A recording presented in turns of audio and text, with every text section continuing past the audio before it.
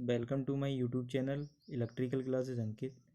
Guys, आज मैं discuss करूंगा बेसिक इलेक्ट्रिकल इंजीनियरिंग और नेटवर्क एनालिसिस का चैप्टर नंबर जो फर्स्ट अभी तक चल रहा था। उसमें topic Kirchhoff's law, KVL and KCL, ठीक है, by Ankit Sharma sir, network analysis. Kirchhoff's law, Kirchhoff के दो लॉ होते हैं, KCL and KVL. KCL Kirchhoff current law और केवीएल किरचॉफ वोल्टेज लॉ। सही है। First, Kirchhoff current law. Kirchhoff current law क्या होता है? The algebraic sum of incoming current, the algebraic sum of incoming current is equal to the algebraic sum of outgoing current at any node. It is known as KCL. किसी भी node पर आने वाली धाराओं का योग जाने वाली धाराओं के योगफल के बराबर होता है। कोई भी नोड है उस पर incoming current is equal to outgoing current. ये किरचॉफ करंट लॉ हमें बताता है। ठीक है, किरचॉफ, ये note important, it is based on law of conservation of charge. Kirchhoff current law आवेश संरक्षण के सिद्धांत पर आधारित है। सही है। Kirchhoff current law based on law of conservation of charge.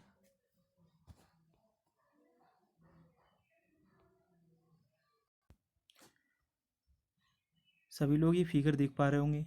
इस फिगर में हमने एक्सप्लेन किया है डेफिनेशन ऑफ केसीएल। केसीएल की डेफिनेशन कैसे करके किसी नोड पर हम कैसे करके केसीएल लगाएंगे। सही है। तो डेफिनेशन ऑफ केसीएल क्या है? डेफिनेशन ऑफ केसीएल क्या है? Incoming current is equal to outgoing current at any node, किसी भी नोड पर। सही है, ये नोड है। सही है। तो हमारी डेफिनेशन क्या कहती है? किसी भी नोड पर आने वाली धाराओं का योगफल जाने वाली धाराओं के योगफल के बराबर होता है। Incoming current is equal to outgoing current. तो इसमें इनकमिंग करंट कौन सी है? I1 इनकमिंग है, और कौन सी है? I3 इनकमिंग है, और I5 ये तुम्हारी इनकमिंग करंट है। सही है। आउटगोइंग करंट कौन कौन सी हो जाएंगी? I2 आउटगोइंग करंट और I4 आउटगोइंग करंट। तो क्या हो जाएगा? Incoming current is equal to outgoing current. सही है। तो डेफिनेशन केसीएल की क्या है? Incoming current is equal to outgoing current. तो I1 plus I3 plus I5 is equal to I2 plus I4, आने वाली धाराओं का योगफल इक्वल टू जाने वाली धाराओं का योगफल। ठीक है। अब इसे वन साइडेड ले आए, इक्वल टू जीरो कर दिया, जीरो हो जाएगा। तो इसकी डेफिनेशन एक और भी बोल सकते हैं, किसी भी नोड पर इंटर करने वाली सारी धाराओं का योगफल क्या होता है? ज़ीरो होता है। किसी भी नोड पर इंटर करने वाली all currents is equal to zero. ठीक है। सारे लोगों को इस फिगर से मतलब केसीएल की डेफिनेशन क्लियर हो गई होगी। अब next, law of conservation of charge. Law of conservation of charge क्या होता है? क्योंकि अभी मैंने बोला था केसीएल किस पे बेस्ड है? Law of conservation of charge. ठीक है। तो इस law of conservation of charge को एक्सप्लेन करते हैं। It state that charge can be neither be created nor destroy, it can only transferred from one body to another body. क्या होता है? आवेश को हम ना तो उत्पन्न कर सकते हैं ना ही नष्ट कर सकते हैं। Only one body to another body में ट्रांसफ़र कर सकते हैं। एक बॉडी से दूसरी बॉडी में ट्रांसफ़र कर सकते हैं। सही है। चार्ज को हम एक बॉडी से दूसरी बॉडी में ट्रांसफ़र कर सकते हैं। सही है। ये होता है law of conservation of charge. Exam के पॉइंट ऑफ व्यू से बहुत इंपॉर्टेंट है कि मतलब एग्जाम में ऐसे करके क्वेश्चन पूछा जाता है कि मतलब केसीएल किस पे बेस्ड है? तो क्या बोलोगे? Law of conservation of charge. सही है। बहुत सारे कंपटीशन में पूछा गया है कि केसीएल किस पर बेस्ड है? तो केसीएल आवेश संरक्षण के सिद्धांत पर निर्भर करता है। ठीक है। अब केवीएल में पढ़ाना होता है, जैसे केवीएल क्या होता है? केवीएल आगे एक्सप्लेन करूंगा, लेकिन मैंने law of conservation of energy यहाँ पर डिस्कस कर लिया है, क्योंकि law of conservation of charge भी एक्सप्लेन कर दिया मैंने, तो मैंने सोचा law of conservation of energy भी डिस्कस कर लूँ। तो यहीं से याद करना, आगे भी पढ़ाऊँगा लेकिन उसमें ये एक्सप्लेन नहीं करूँगा law of conservation of energy. Law of conservation of energy क्या होता है? Law of conservation of energy क्या होता है? It state that energy can be can neither be created nor be destroy, it can only be transferred from one form to another form. इसमें क्या कह रहे हैं? ऊर्जा को ना ही उत्पन्न किया जाता है ना ही नष्ट किया जा सकता है, सही है, उसे केवल एक रूप से दूसरे रूप में परिवर्तित किया जा सकता है। ये law of conservation of energy बताता है, ठीक है। तो ये law of conservation of energy, इसका भी क्वेश्चन आ जाता है एग्जाम के पॉइंट ऑफ व्यू से। क्या पूछते हैं? कंपटीशन के पॉइंट ऑफ व्यू से क्या पूछते हैं कि मतलब केवीएल किस पे बेस्ड है? तो KVL based law of conservation of energy, सही है, ऊर्जा संरक्षण के सिद्धांत पर आधारित है, सही है, केवीएल, ठीक है। ये बहुत इंपॉर्टेंट क्वेश्चन है जो मैंने अभी डिस्कस करे थे। अब गाइस हम डिस्कस करेंगे find out current different cases. देखो करंट में सबसे पहले डिफरेंट डिफरेंट केसेस के लिए, सही, करंट फाइंड आउट करनी है हमें। देखो करंट की डायरेक्शन मैंने प्रीवियस क्लास में जब मैंने करंट पढ़ाया था तो मैंने बताया था करंट हमेशा हाई वोल्टेज से लो वोल्टेज की तरफ फ्लो करती है, ठीक है, करंट हाई वोल्टेज से लो वोल्टेज की तरफ फ्लो करती है, इतना मैंने प्रीवियस क्लास में बताया था। तो यहाँ बी ए करंट, अगर ये हाई वोल्टेज होगा, ये लो वोल्टेज होगा, ये हाई वोल्टेज होगा, ये हाई वोल्टेज होगा और ये लो वोल्टेज होगा।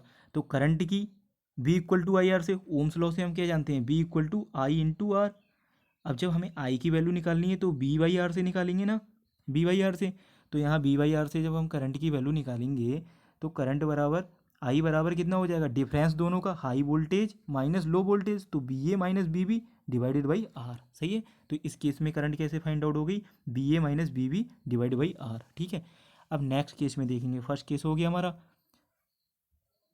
फर्स्ट केस हो गया। सेकंड केस में इसमें क्या है? बी ए ये है माइनस बी बी, ये हाई वोल्टेज हो गया, ये लो वोल्टेज हो गया। तो करंट की वैल्यू कैसे फाइंड आउट करेंगे?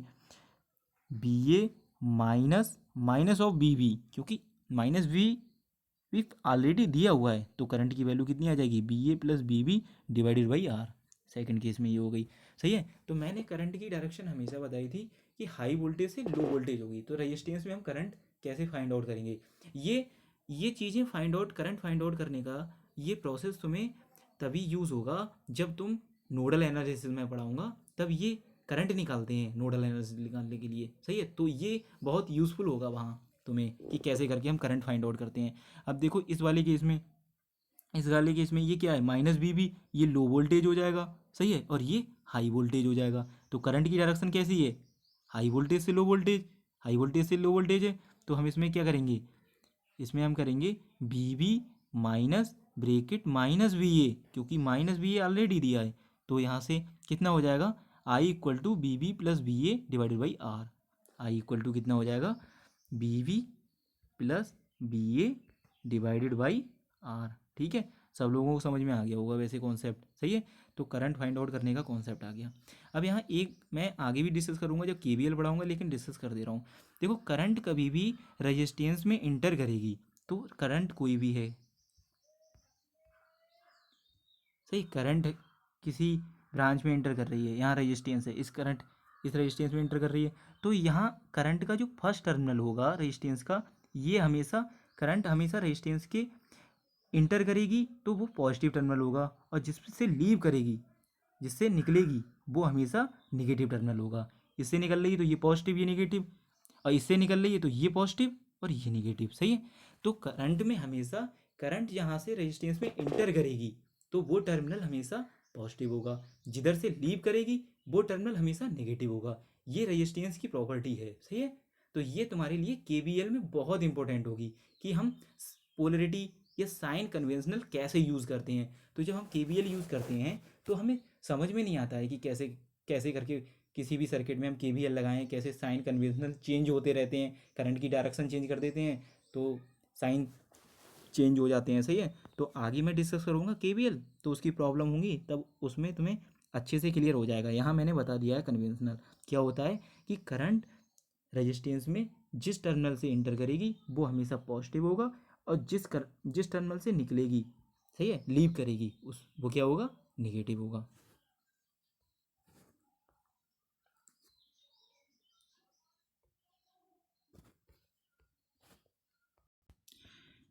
गाइस अब हम डिस्कस करेंगे केसीएल की problem number first. In this circuit find out I1 and I2। सही है, ये सर्किट दिया है हमें, फाइंड आउट करना है I1 and I2। Current I1 की वैल्यू फाइंड आउट करनी है और I2 की। सबसे पहले नोडल एनालिसिस, मतलब KCL एट ए नोड, किसी नोड पर हमने KCL, अभी जो सर्किट डेफिनेशन मैंने बताया था अभी, उसके बाद मैंने एक सर्किट डायग्राम बताया था, उसमें एक्सप्लेन करा था किसी नोड पर हम KCL कैसे अप्लाई करते हैं। तो यहाँ अप्लाई करेंगे, लेकिन एक बात सुनना, यहाँ I1, अगर लोग बच्चे ये सोचें कि हम B2 पर नोड KCL लगा दें, तो B2 पर हम अप्लाई नहीं कर सकते, क्योंकि हमें I1 की वैल्यू फाइंड नहीं है।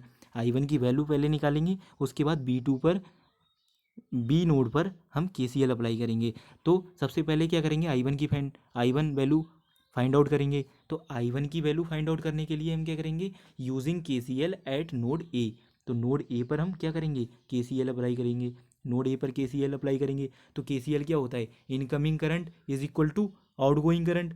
ठीक है, KCL क्या होता है, incoming current is equal to outgoing current. Incoming current कितनी आ रही है, 5 एम्पियर की आ रही है इनकमिंग करंट, तो 5 ampere incoming current. Outgoing current कौन कौन सी हो रही है, I1 और 1 एम्पियर की। तो I1 प्लस 1, तो यहाँ से जब कैलकुलेशन करोगे तो I1 की वैल्यू कितनी आ जाएगी, 4 एम्पियर। ठीक है, तो I1 की वैल्यू कितनी आ गई, 4 एम्पियर। अब क्या करेंगे, अब नेक्स्ट करेंगे हम KCL at node B. KCL at node B, KCL क्या होता है, incoming current equal to outgoing current. KCL यही तो होता है। तो इनकमिंग करंट देखो 2 एम्पियर की, 6 एम्पियर की, और I1 ये भी तो आ रही है। जो करंट इस नोड पर आ रही हैं, बी नोड पर कौन कौन सी करंट आ रही हैं, 2 एम्पियर की, 6 एम्पियर की और I1। तो इनका तीनों का हम क्या कर देंगे, सम, और किसके इक्वल कर देंगे, आउटगोइंग करंट की। तो 2 + 6 + I1 इक्वल टू I2। सही है, तो यहाँ से I2 की वैल्यू कितनी, I1 की वैल्यू हमने 4 एम्पियर निकाली थी, तो I2 की वैल्यू 4 एम्पियर कर दोगे तो कितना आ जाएगा, आई टू की वैल्यू आ जाएगी 12 एम्पियर। तो आप लोगों को क्लियर हो गया होगा कि किसी भी नोड पर हम KCL कैसे अप्लाई करते हैं। सही है, अब नेक्स्ट प्रॉब्लम देखेंगे, इससे थोड़ी थोड़ी चीज़ें और क्लियर होंगी।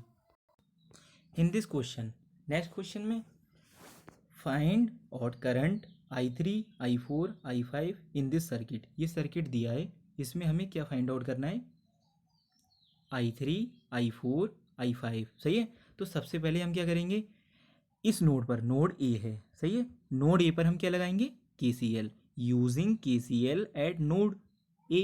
सही है, KCL अभी सारे लोग लगा, समझ में आ गया सबको KCL किसी नोड पर हम कैसे अप्लाई करते हैं। तो हम नोड पर अप्लाई करेंगे, देखो इस नोड पर कौन कौन सी करंट आ रही हैं, कौन कौन सी करंट आ रही हैं, सही है, और कौन कौन सी करंट जा रही हैं। तो सबसे पहले क्या करेंगे, 10 एम्पियर की करंट आ रही है, तो ये इनकमिंग करंट हो गई।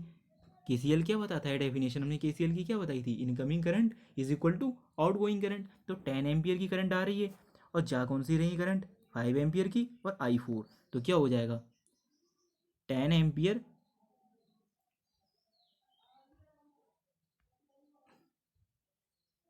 10 ampere equal to 5 ampere plus I4। 10 ampere equal to 5 ampere plus I4, क्योंकि 10 एम्पियर इनकमिंग करंट है और ये आउटगोइंग करंट है, इन दोनों का सम किसके बराबर हो जाएगा, 10 के बराबर। तो I4 की वैल्यू कितनी आ जाएगी, 5 एम्पियर आ जाएगी। सही है, एनी कोई डाउट। अब इस क्वेश्चन में क्या करना है, यही क्वेश्चन है, अब हमने किसकी वैल्यू निकाली थी, I4 की वैल्यू फाइंड आउट कर ली हमने, I4 की वैल्यू हमने फाइंड आउट कर ली। अब हम क्या करेंगे, I3 की वैल्यू फाइंड आउट। तो KCL एट नोड बी, यही इसी पे तो लगाएंगे, क्योंकि ये किस नोड से जा रही है ब्रांच, ये करंट I3 करंट किस नोड से जा रही है, बी नोड से जा रही है। तो KCL at node B, node B पर KCL लगा दो, तो क्या हो जाएगा, इनकमिंग करंट ये आ रही है, ये दोनों आउट गोइंग हो रही हैं, जा रही हैं, तो इन दोनों का सम किसके बराबर हो जाएगा, 5 के बराबर। तो 5 इक्वल टू 2 + I3, 2 + I3 हो जाएगा। तो I3 की वैल्यू कितनी आ जाएगी, 3 एम्पियर आ जाएगी। ठीक है, अब नेक्स्ट हमें क्या निकालना है, अब देखो जो हमें फाइंड आउट करना है I5 की वैल्यू। सही है, I5 की वैल्यू हम कैसे फाइंड आउट करेंगे? I5 की वैल्यू फाइंड आउट करने के लिए हमें I5 किस नोड से जा रही है? C नोड से जा रही है, तो C पर KCL अप्लाई कर लो। Again KCL at node C। अब KCL नोड C पे लगाना है, तो इनकमिंग करंट कौन कौन सी हो रही हैं? I3 इनकमिंग, I4 इनकमिंग, किसके इक्वल होंगी? आउटगोइंग करंट के। आउटगोइंग करंट कितनी है? I5। तो I3 plus I5 equal to I3 plus I4 equal to I5। सही है, तो I3 की वैल्यू कितनी है? 3 एम्पियर, और I4 की वैल्यू हमने कितनी निकाली थी? 5 एम्पियर। तो कितना हो जाएगा? 8 एम्पियर हो जाएगा। तो I5 की वैल्यू कितनी आ जाएगी? 8 एम्पियर। ठीक है,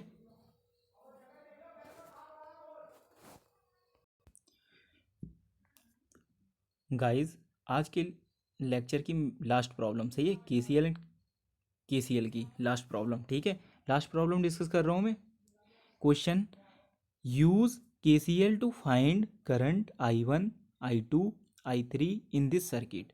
सही है, इन दिस सर्किट में, इस सर्किट में नोड नहीं दिए हैं, नोड मैंने एज्यूम कर लिया। ये नोड A है, सही है, ये नोड A है, ये नोड B है, और नीचे वाला नोड C है। सही है, ये नोड मैंने एज्यूम कर लिए। सही है, अब KCL सबसे पहले I1 की वैल्यू फाइंड आउट करेंगे। I1 देखो किस नोड से जा रहे हैं? I1 A नोड से जा रहा है, तो अप्लाई कर देंगे, apply KCL at node A। और KCL क्या होता है? Incoming current is equal to outgoing current. याद हो गया होगा अब तो। सही है, तो इनकमिंग करंट कौन कौन सी हैं? इस पर कौन कौन सी करंट आ रही हैं? 1 मिली एम्पियर की आ रही है, यही तो आ रही है इनकमिंग। ये दोनों जा रही हैं। सही है, ये दोनों जा रही हैं, तो I1 milliampere equal to 10 milliampere plus I1। तो I1 की वैल्यू कितनी आ जाएगी? -9 मिली एम्पियर। देखो I1 की वैल्यू -9 मिली एम्पियर आ गई, लेकिन सर्किट में डायरेक्शन इधर दी है। अगर तुम प्लस में लिखोगे तो डायरेक्शन तुम्हें ऐसे ही करनी होगी, लेकिन डायरेक्शन अगर नहीं दी होती तो हम प्लस में कर लेते, एज्यूम कर लेते प्लस में, लेकिन डायरेक्शन दी है तो हम माइनस में ही साइन उसमें लिखेंगे। ठीक है, तो I1 की वैल्यू कितनी आ जाएगी? -9 मिली एम्पियर। ठीक है, क्लियर हो गया होगा।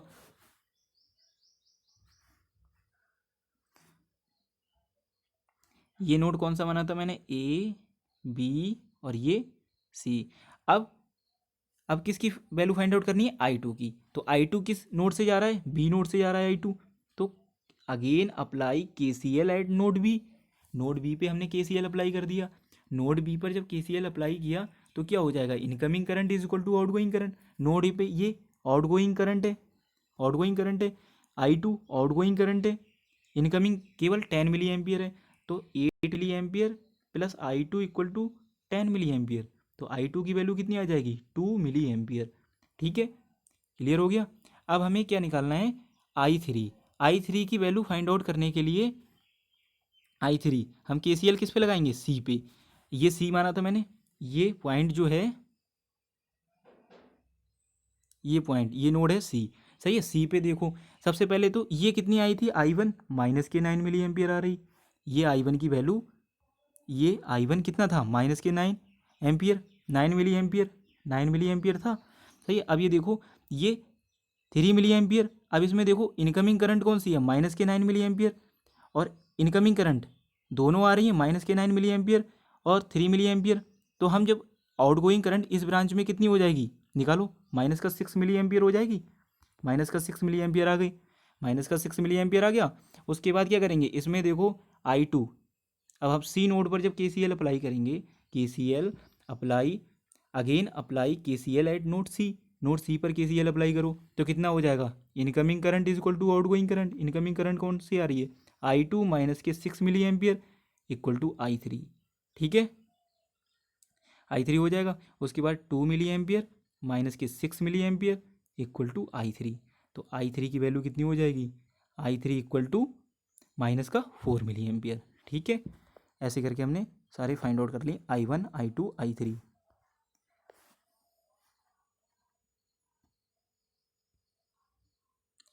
प्लीज़ गाइस, अगर आपको मेरी वीडियो अच्छी लगी हो, please like, subscribe and share जरूर करें, एंड बेल आइकन दबाना ना भूलें। Thank you.